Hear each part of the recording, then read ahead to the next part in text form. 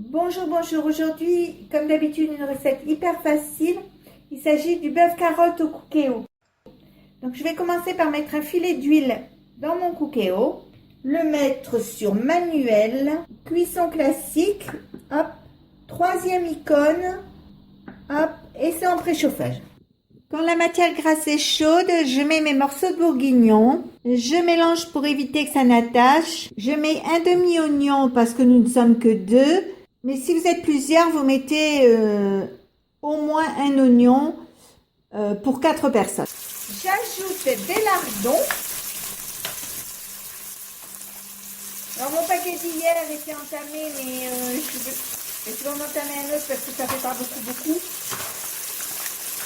Vous mettez la valeur de 100 grammes à peu près de lardons. Donc vous remuez bien et vous attendez que tout prenne couleur. J'ajoute 25 centilitres d'eau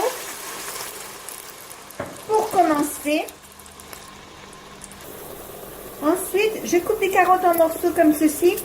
Alors, les carottes, c'est pas compliqué. C'est un peu selon les goûts de chacun, donc comme ceci.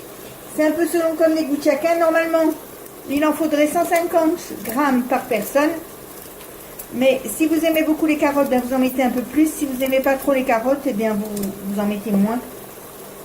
Il y en a qui en mettent juste pour leur donner un peu de goût et puis c'est tout. Donc voilà. Je rajoute 25 centilitres d'eau. Je sale. Alors le sel, c'est une cuillère à café et quelques moulins de poivre selon les goûts. Voilà. Et maintenant, je vais fermer le cookéo. Je vais le programmer. Arrêtez de dorer, oui. Cuisson sous pression, oui. Donc je vais le programmer 30 minutes